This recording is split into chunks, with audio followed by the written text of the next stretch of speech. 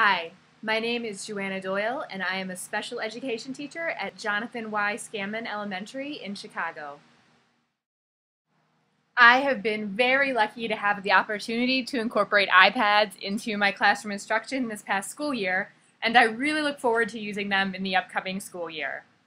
They have revolutionized the way that I teach.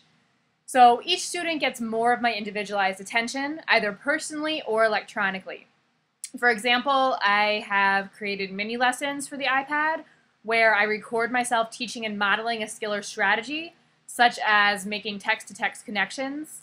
I have also created personal learning plans for each child that are based around the student's IEP goals or Scantron results. So I use the Scantron reports to identify the objectives the student scored the lowest in, and then I source apps that address those skills. During my targeted intervention time, the students will all be working on their own individual learning plans while I pull students to work with me individually or in small groups. And when I had done this in the past, I had a lot of trouble with students who weren't working directly with me being off task. But the great thing with the iPads is that the students are engaged in meaningful instruction that's motivating, and they're on task because they're learning at their level and they're using this interactive technology. So when I'm pulling individual students or small groups of students, I can deliver targeted skill instruction or I can assess student progress. I use this time to do a lot of my fluency assessments that require a quiet room. And when the students are using their iPads and they have their headphones, I can do those fluency assessments while all the students are engaged in their electronic learning. I am super excited about having the chance to use eSpark because I feel like it's going to make me a much more efficient teacher.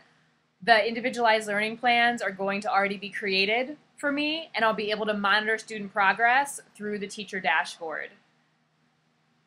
I really feel like incorporating this form of electronic learning and what eSpark will do for me next year is basically double my instructional time. It'll double the amount of time that a student is interacting directly with a teacher, whether the teacher is me in the flesh and blood or whether it's through the learning plan that eSpark has created based on the data that I have given them.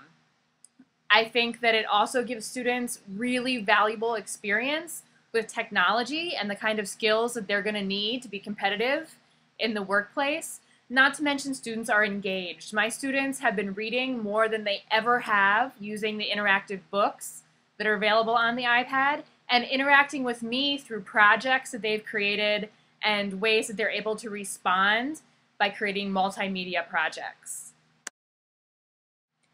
In the end, I know that teaching is all about the students and the student outcomes, and using the iPads in the classroom has gotten the students more engaged. It's gotten families more engaged. When families come in, I can show them the progress that the kids have made on the iPads. I can show them these multimedia projects that the students have created, and it's also been really great for my students in terms of test scores. My principal got back from a meeting with her boss from Area 1 where she got a report that said for the first time at Scanman, the rate of growth for students with special needs was actually higher than it was for the gen ed population. And that made me incredibly proud of my students and the hard work that they've been doing and made me really grateful for a resource like the iPads for the possibility of using a program like eSpark that will really tailor the learning to the individual child.